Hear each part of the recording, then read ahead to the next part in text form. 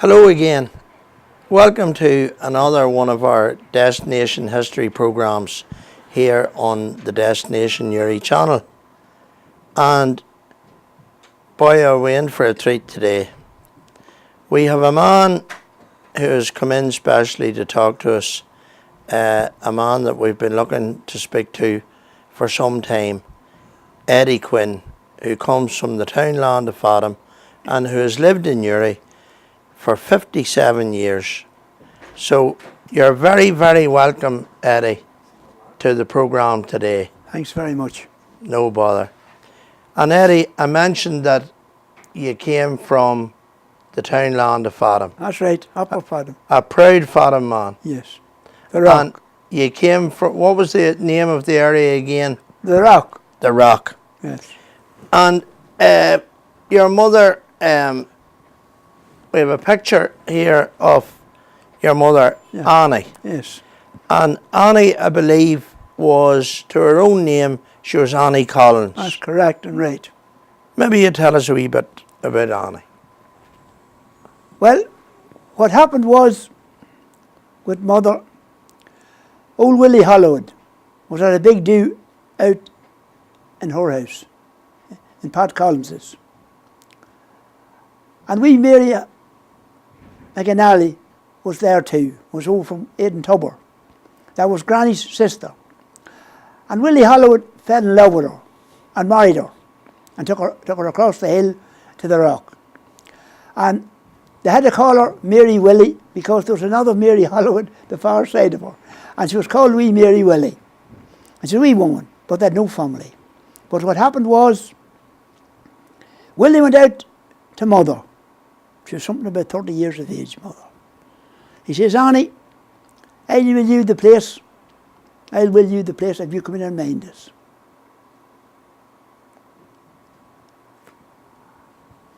And of course, Mother says, well, suppose I pat her. She says, what's that will I do now? So Mother come in and minded the two of them. And Willie died, and she buried him in Uri, and she minded Mary till she was 90. And Mary was there on a wee pension, 10 shillings a week. And I remember it well. There was a woman went down to Mary one evening, and she said, Mary, would you like to die? And Mary says, no, but this is right. Mary says, I know where I am with Annie, but I don't know where I'm going. And she was 90. At her senses. McCrink, we carried her down the road and buried her with her husband Willie in St. Mary's. And Mother walked away and slaved away herself. And then who comes along? I should have put him, Dad come from Omeath, and he lived with the two of them before Mary died. Mary living with Mary for years, but anyway, she had 5 of a family then, and times was bad, and Dad went away to America. And I don't remember him. I was only 2. But he had 2 jobs. He had to work in the evening and in the morning to send money home to keep us and money to keep himself. He had 2 brother-in-laws over, two brother-in-laws over there. Pat and Peter was over in America. That's who took him away over. But the story was, I never seen him. But he was guiltless. And Mother was a hard goer. And we farmed away to Fairley. Went away one morning down to Uri. He was only 18. He was farming all his life with us. He was 18. And he says, Ma, he says, I got a job in Fishers, he says, boy, but I want to take a straw. Will I tell you the story? Oh, about the bag of straw. We'll get to that in a wee minute, Eddie. But first of all, if we take a wee look, this girl here, you had 3 sisters. Yes. Who's this girl here? Now, Conleth's the eldest. She's the second. I should have her first. Conleth first. Conleth went away first then, with England, a nurse. She went away then next, a nurse. Went away a nurse in England. What's this girl's name? Ailis. Eilish. Yes. Conla was the second, she's the second daughter.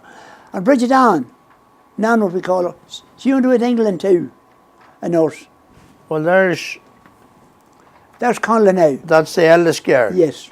So Conla was the eldest, and then Eilish yes. was next. Yes. And Nan, we have a picture of Nan here. Yeah. This is Ann. Yeah. Nan. And obviously, she's a nurse. Yes. Were the other girls? Yes, they were nurses. 3 nurses? Yes.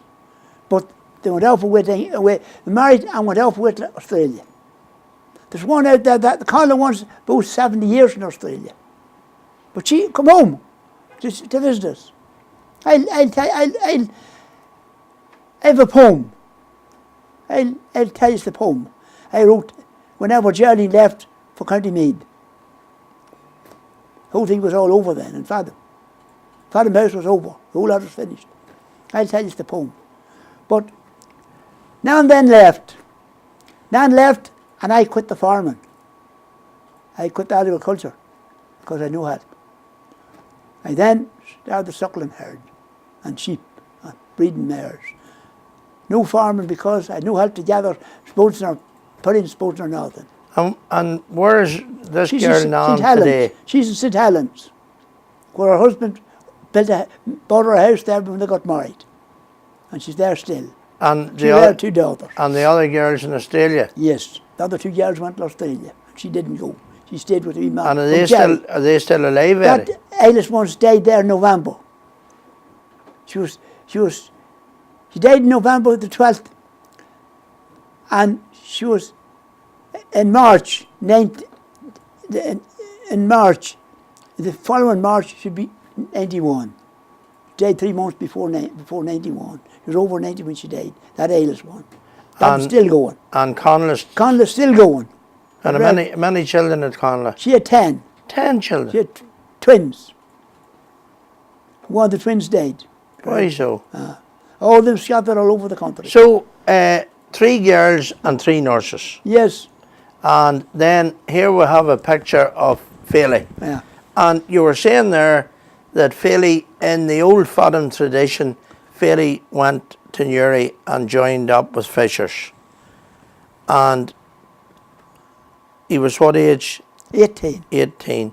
And of course, we know at that stage about the bags of straw that the men slept on, known as the donkey's breakfast. That's right. And you were just about to tell us about the story that you've told me before, and tell it to our viewers here about filling the bag of straw for Fairley. So Fairley come home. Fairley says, I got a job on the boat, he says, I think it was, now as far as I know, it was with Johnny Keefe. And he says, I have to get a bag of straw, a tick of straw. So mother says, well, I have a tick, she says, Eddie, you go out and fill it, she says, in the barn. So I went out to the barn and filled the tick of straw. Took it in, and mother sewed the top of it with a big skein thread and doubled it over like a bale, like an envelope. Put a cord round it to tighten it up, tighten it out of the yellow. And I carried it down on my back like a bale of hay. And Fairley went off to get the boat down Newry. And now before we go any further, you carried it down through the hilly field, to the half acre, and onto the corner of the wood. Yes, and down Ramsey would know where I'm going now. And down the Lockman's path. And over the Flagstaff Road. And on the left, way down far over about a quarter of a mile over, there's a Lockman's pad. And why it got its name, it's the Lockman who gave it to them. Patrick Morgan and Johnny McAlin went down that pad for years. And that's why it got its Lockman's pad, the old Lockman. And they had 12 shillings a week. That's what they got, them times. But I landed down anyway, and the Lockman's pad is this side of where that new house is built, where my child lives. And there was no new road then, there was a railway underneath. There was a bridge. Went down around the bridge, down to the right, and over into the locks. Who met me with my brother? He shouts, Eddie, hey, come on aboard, he says. He says, I hear you are, he says. Well, Eddie says, that's what they call, he says, the donkey's breakfast. That's what I'm going to sleep on the night. And I'm a jolly fella. Like the gypsies at the castle gate. Say, lads, when I say, really, it's a wonderful world we're living in. You slept last night on a mattress. Now tonight, say, you're way to see sleeping on a donkey's breakfast. A tick of bread. A straw. So, put it on around and he says, goodbye, Eddie, he says, we meet again. And as far as I know now, they're only at 28 shillings a week. And he sent 10 shillings home to mother. He was good. And I landed back home, and mother says to me, well, Eddie, Phil, farm no more. He's away to plough the ocean. And she was right. From that to this, he done that. And I farmed. So I carried on farming with her as best I could. I got horses and all of my own. And I said, look, farmed away at her. Here's a nice picture of the house up at the rock. Yes. That was just across the road. And I picked all them slates. A wee boy. There was a woman, I'm going to tell you about that wee house. There was a woman used to come on holidays to where Dice lives now. O.J. Hollows, the publicans. He was married, Hollywood was married to John Tagg's sister. And they got the kids in chapel. And they'd take all the children up round. And I had that house, the whitewashed walls, the chimney washed, the green wall, the walls, the whole painted, the tarmac round the foot of the house, and a foot up round. The windows painted green and white, the gate painted green and white, and gravelled the whole yard. With a wee place I picked up on the mountain and sloped it down with the pony for to put over the street, gravel. Love. She says, if you're a wee house, she says, lovely. Says Mrs. Hollywood. There's a credit to you. So it was. That's many years ago. But it's now down. And I pinned all them slits because the wind was playing hell. It was old and yet the wind was pulling the slits off. And I pinned all them. I done that myself. Now, your family lived just across the road from Tom McArdle. Yeah. And Tom McArdle was drowned Yes. on the Walnut, isn't that right? That's right. And there was 2 boats lost in 10 months. The Privet in December 1940 and the Walnut in October 41. Oh. And there were 6 Fadham men lost Yeah. in those 10 months. Yeah. I knew them well. Can you tell us what it was like in Fadham with those tragedies? Very sad. Very sad. More than sad because there was people there that had no money, only just the wages from the sea. No other way of living. Didn't farm. And they had to look for money. Till they got money from the government that seen the husbands were all dead. Away. Lorgan Murphy was one. Yeah. Pat McGuire was one. Peter Charlie was one. Tommy Charles was one. Who else again? Paddy O'Neill Pat O'Neill. down at the locks. Down at the locks. Who else was another? And John Hollywood. Only Hollywood. Matt and James' brother. Yes. Well, they weren't so bad because they were all sailors and they were doing all right. But there's other people was dependent on their week's wages. And also, Hollows was all right too. Only Hollows crowd. For he only was still at sea and all, and they were all right. But and Murphy's was all right. But those other people wasn't so good now. My Charles. They'd all go out and hire. That was your neighbours across Yes. the road. And that was the decentest man ever was known was Tommy Charles. I hope he's in heaven. And I have to say that. I was a wee fella with my pony putting down the drills with a sleep. And he was at the water looking down. And what happened? I broke my singletree. And I come up with my pony by the head. He says, young fella, he says, What happened? I broke my sanity. He says, wait a minute, he says, you mean that wee pony? He says, if I could be a pony. He says, go up and tell, he says, Biddy, he says, to give me a yarrow. He put his knife out of his pocket. I have a wee iron bar, he says, in the barn there, with 3 holes in it. And I'll not stop this, you see. Go down and tell Biddy, he said, that's the bridges of Colorway. He called her, go up and tell Biddy, give you a lump of rope. I'll never forget. I went up and she says, what do you want the rope for? Well, I don't know, he says, but he sent me up for a lump of rope, and it's the knife to cut it. I cut a big, she says, a couple of yards of a rope. I took down the rope, and he cut in 3 places. Take 2 nuts on each, put it in the wee hole of the iron thing. Now, he says, take that down and put it to your sleep, he says, and walk away, he says. That'll get your job done. Was that a decent neighbour? Definitely. I lifted my hat to that man. I always talk about that man, Tom McGuire. Well, here's a nice image here, Eddie. A fine horse there. I'm going to race spuds. That's putting tea up to spuds in the drills with that mare there. That's one of the other mares. That's her mother, that big mare. That's her mother. That's her mother there. That's Nan that's sitting on top of her. That's my sister Nan, riding on that big mare. Up at the gate. I had to close the gate if she run out of the street. Oh, that was the gate into. I remember that there was two Pillars. 2 pillars with wrought iron gates. Yes. Yeah. Paddy Conley's name's on that gate. Is that right? Yes. Paddy Conley made that gate. Over at the forge at Clough. Yes. Paddy Conley made that gate. Well, that's good to know. We'll have to get a photograph of that, Eddie. And that's Nan on the mare. That's Nan on the mare. That big mare. That big mare's near 17 hands. That mare could talk to you. Is that the sister you were telling me was a great warrior? She was great for That dropping spuds. That girl, there was a neighbour man said, he says, you wouldn't be on the street with her, he says. He says, if she was a wee fella, he says, there's not that extra in the country. She'll drop spuds as quick as a dropper. She'll keep before me in the drills. The horses wouldn't keep up with her. You put the bags of spuds in the middle of the field, you don't know where they're ripping like that there and put them in, and we like here. Who's this wee girl here, Eddie? Now,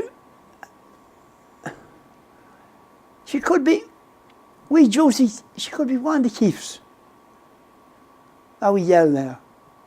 She could be, on the mare. And that's the mare's foal. Right. That's Geraldine. That's your And we girl. Yes, and we Downey. And Paddy had lost his arm. That's his wee daughter there. That's beside her. Oh, that's the Paddy Downey lost his arm in Fishers. Yes, that's his daughter. In the screen. That's right. Yeah. That's right. Decent fella, hard working chap, good lad. And this is your good lady here. Yeah. Now, there's a story you have to tell us. Everybody knows your wife as Queenie. Yeah. But her name's Anne. Yes. How Regina. How did she get the name Queenie? Well, as far as I know, there was a boat, her father or somebody was on a boat called Queenie. And some of them called her Queenie. Her father was Arthur McConnell. Yes. And Belfast. he was killed on the road. Yes. And she was only young. She was only a child then. And you got married to Queenie then 57 years ago. So that was when 1956. Forget, but time goes on. Yeah, 57 years. Yeah. Well, I was coming 32, and now I'm coming 90. So you were 32 when you left Fadham. Yes. And you came to Newry. Yes. But. And you moved in, and I've heard Queenie saying before that there was 4 generations. I thought it was a fantastic story, and we should let the viewers know that there was 4 generations of women in the one house. That's right. There was your children. Yes. There was your wife. Yes. There was the wife's mother and the granny. Yes. So 4 generations in the one house. In the one house. That's all women. Unbelievable. I went into it. How did you stick it, Eddie? I went into it as a groom. I had the best mother-in-law that ever was born. Her and I never had a war for 20 years. It was the happiest place ever I lived. In Rooney's Terrace. Because I'll tell you why. When I started working the morning down in the factory, why I went in Newry? Because I was going with Queenie. I can tell you a better story than that. I was going to the girl before I met Queenie. And this Sunday night she says to me, Eddie, she must be talking to her friends in the house because she came out. And she says, Eddie, I was thinking there, she says, we're going out this couple of years. She says, have you any notion of getting married? I was in my 20s. I says, no, I have not. But she says, no, he says, me going with you. So I live with my mother. And what happens to Eddie? Eddie was a funny boy. Eddie jumped on his bicycle. He says, Chester, good night. We might meet again, I says. We didn't live in no bad terms, like. We left in good terms. So, good night. Says, we might meet again, Geraldine. And landed in the Columbia Hall. And who was in the Columbia Hall at the second last dance I landed there? Put his base behind the hole and come in round. And Queenie was with her pals up along the side. And she says to the girl, she says, here's a fella I'll stick the night. And she was a nice wee girl. And I didn't hear her saying that, but she told me that. Now she says to the girl, here's a fella I'll stick the night. And I went up along the side of the dance, second dance. I loved dancing. And she said, may I run up the side, and picture of her dancing. And another dance was talking to her after the dance anyway. And the next dance was called, the last dance was called, and I do the last dance, and I says, have you a boyfriend? No. I say, what about leaving you home? She says, that's all right. She says, you hadn't far to live her. Over the road, over the street, and down Pool Lane. And she says, I'll go in the front, I have the front door, you go round the back, and I'll meet you at the back with the bicycle. So I went round the back, and here she came out the back door, and I had the bicycle. So we stopped there for a wee while, and anyway, I see her again. Kissed her good night, and away home. And from that to this, we were going for about 3 years. And of course, it was the same crack again. Are you going to get married? Well, I says, by the way I'm farming, I says, I couldn't keep a woman. No, I'm not going to try on the farm. I'm not going to take a woman as a mother. But she says, if I got you a job, she says, would you go to it? I will, certainly. So she got me in the factory in Harrox's. This is right. Iron looms, well, she was a weaver, iron looms. The foreman says, take him in, he says. I see him. So he says, if he comes from the Free State, he says, I can't stop. She says, no. He lives at the border, but she's not in the Free State. He says, he's north. Well, she sent him in. So I went into the man, and he says, yes, he says, now you want a pair of dungarees and overalls, he says. He's not in the country here now, he says. You're in the factory. You want a pair of overalls. I say, I'll get that, he says. And you start the morning. So that to this. From that to this, I walked away, and I was working there for about 6 months, and I got engaged anyway. And we says we'll get married. And we were married, there were 6 of us married the same day in the cathedral. 6 of us married up on the altar. The same day. 6. And I don't know what way they're all going, but we're still here anyway. After 57 years. We're still going. And there's a picture, obviously, of your 2 girls, Geraldine and Conla. But that's not them there now. That's only Geraldine there. But is that Conla there? I would nearly think that's the 2 of them, Eddie. Because there's a wee downy one with them, a wee downy one with Geraldine. There's me at the lamp. That's you at the lamp, Eddie. Tell us about that picture. That lamp? Yeah. Now this is at the end of the bottom lane. This is at the fork of the road? Yeah. That's right. Well, I was coming up from the farm. Why I loved Rooney's Terrace was, it only took me a quarter of an hour to go back up home, up the hillhead, on my bicycle. When I got to the top of the hillhead, I could cycle up Jack Hollow's Hill and all, till I landed up at Only Kings. There were no walls with the house of Geraldine inside, threw my bicycle in there and up the fields to mother. I never left the farming, yet I was married. I farmed away all the time. I loved the farming. And the story was, coming home one evening, there's my coat and owl, do you see? My old coat and owl, my top boots and owl. And this man stopped me and he said, halt, he says. So what do you want?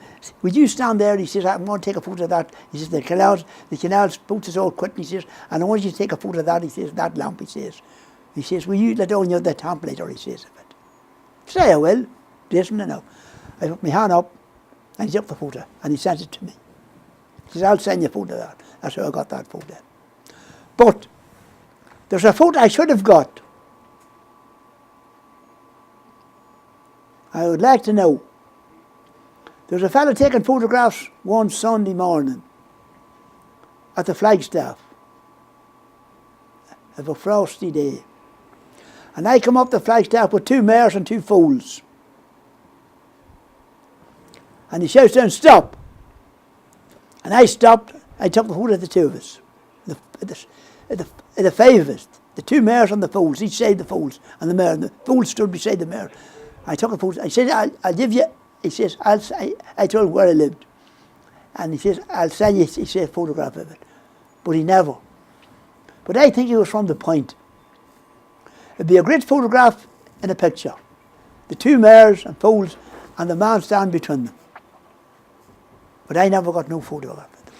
And it's grieved me that. Well, that was a decent man that gave me that. Well, you mentioned Eddie going back up from, obviously you were doing your work in Horrocks' factory, and then depending on whether it was a day shift or night shift, you went to Fathom for the farming. Yes. And one of our members is a neighbour, an ex-neighbour, and a very good friend of yours, Tom Ramsey, Captain Ramsey. Yes. And you were asking me about his brother, yeah. Peter. Yes. And Captain Ramsey tells me that Peter used to spend an awful lot of time with you. And also we Willie Keefe and we Finbar McAvoy. They're stayed in England. A twin of Pat's. He was a twin of Pat McAvoy's. That might have Benny Clark. Mm-hmm. And they would give you a hand. Great lads. Great lads. Great lads. Phil down on the Dunkel into the chart and down the road and out. Well, Captain Ramsey, I was telling you, he was telling me that his brother Peter is alive and well and living in Aberdeen. I'm glad to hear it. I'm more than glad to hear it, because they were the decentest children on the road. Very respectable, and Ma and Dow and Bob Ramsey. They treated mother like a lady going down the road. Hello, Mrs. Quinn. Hello, Eddie. Very decent, upright people. And only hollowed. I had owned his ground for years and ploughed it. And mother was tying, Joe McCourt cut with the binder. And mother and I was sticking it up at 3 o'clock in the morning. At 3 o'clock in the morning? Yeah, sticking it after the binder cut from the 2 big fields. And another one up beside, another field opposite where only Hollow's daughter's house built. Opposite Ramsey's. Well, just when we were talking about Queenie, this fella here, another seaman in the family, and we have his medal here. This is Robert Kerr. Yeah. From River Street. Yeah. And Robert was killed on board the SS Dingle, which was a coal boat in government service, and it belongs to the West Hartlepool Steamship Company, and the only survivor from the Dingle when it was torpedoed was Ned McParland. I knew him well. From Lower Fathom. From the Fathom line. Yeah, where Don O'Hare yes, Don is O'Hare today. Yes. And what relation was Robert to Queenie? Queenie called him, that was Queenie's mother's brother. That's her uncle. That was Queenie's uncle. He wasn't, that photo was taken, he wasn't 18 then. Yeah.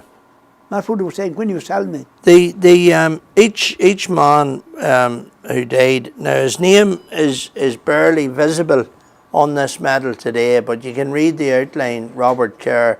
Each member of the crew got one of these medals posthumously, and the story of the survival of Ned McParland, one of 4 brothers who were at sea and who all went on to be captains in the Merchant Navy.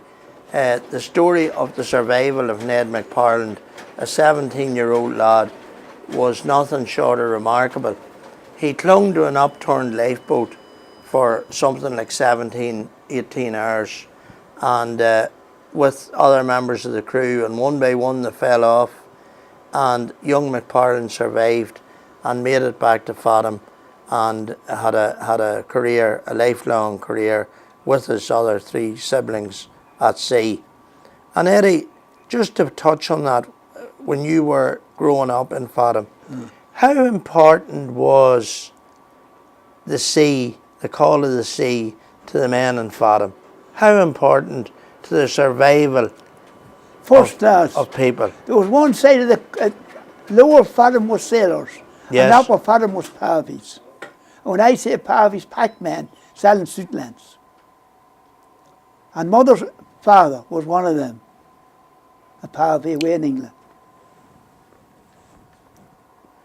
Now, here's 2 people in relatively modern times, brother and sister, Anna and Pat McGuire. Yeah. And many people will remember Pat, he was a barman, and Anna was a legal secretary In Corn's office. in PG Corn's office. Yeah, Mill Street. Now, there was only 4 months between them when they died. That's right. 3 months actually. 3 months. Sorry, but this brother and sister, unmarried, in Hawthorne Cottage, which has been demolished now. Pat McGuire owned it.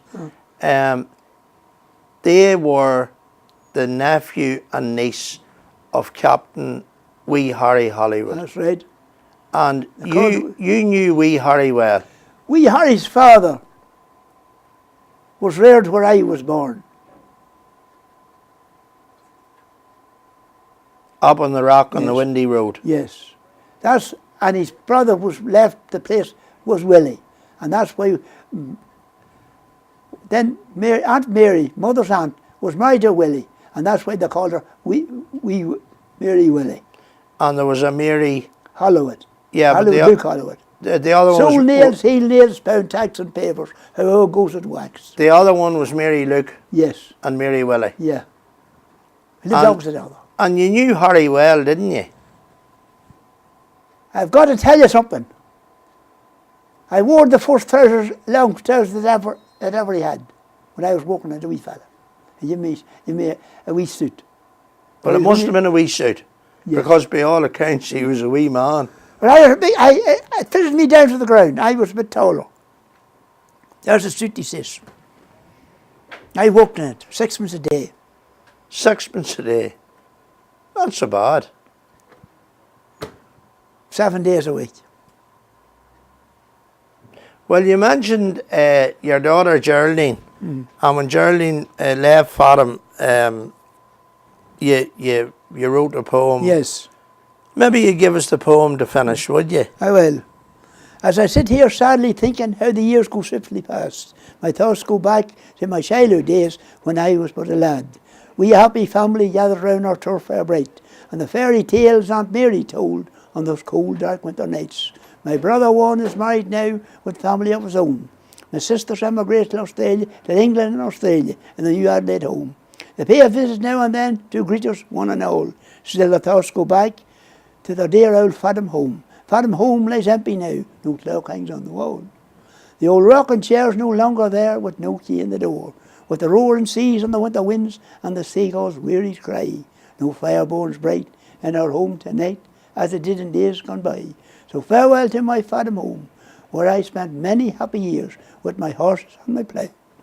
And farewell to my friend so dear, who has crossed the ocean waves. May God protect and bless you all wherever you may roam, for Fathom was like heaven to us in our dear old Irish home.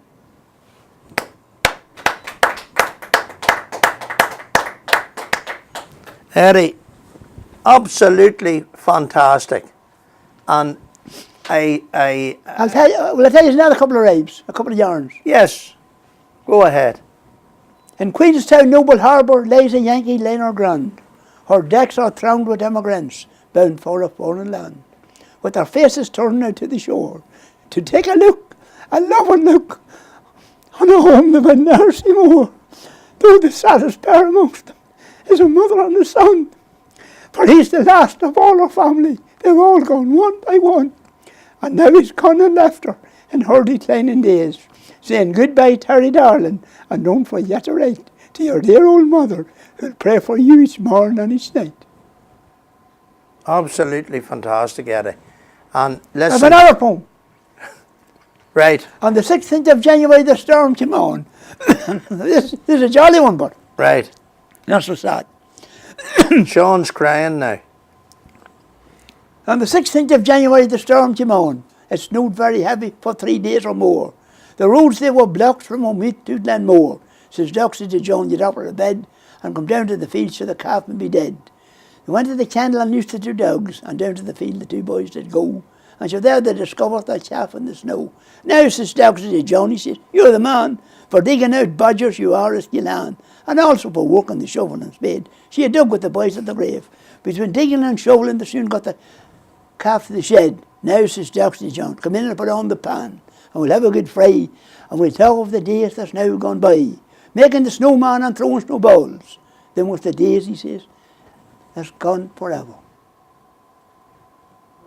And they have, sadly, the days in Fadham, those days that you're talking about, Gone forever. they have gone, Eddie. Yes. No one's snowballs. No seamen now. No plough horses. But Eddie's still here, and still here to talk about it. Well, I can tell you, it was all down Lower Fadham when I was farming. They were all seamen. And there was only 3 farmers on the road. There was Jack Hollis and Mick McNate and Pat and Neil. They had all horses. And I had no one to join me. So I reared a fool out of mother. And then I had a big pair of horses of my own. On top of the rock I reared a big pair of horses. And ploughed them and loved them. Broke them in an owl. Broke them in the cart an owl. So, and still I'm here. And you love, and most importantly, Eddie, you love talking about it and sharing the memories. And thanks very, very much for coming in to talk to us today. And I have another wee story to tell you. I'm certain, about a sure, soldier. Eddie, that you'll be coming back. I was another wee pumped to tell you about the soldiers. I was on a lonely western trail when a group of young soldiers were seated in camp. They were talking of sweethearts they had, but one at the back of the crowd seemed downhearted. Well, a lad amongst them said, stand up. He says, stand up and said, why not join in with us? Sure, I'm sure someone is thinking of you. He stood up and slowly now answered, I'm in love, he says, with 2 sweethearts, and 2 sweethearts they'll be. For one is young and beautiful, while the other seems bent and old. One has hair of silvery grey, while the other has hair like gold. How dear those lives are both to me, and none of them will I part. For one is my mother, God bless her, I love her, and the other is my sweetheart. Well, Eddie, thank you, and we look forward to seeing you again. Thank you very much, Eddie Quinn. And more than wealth,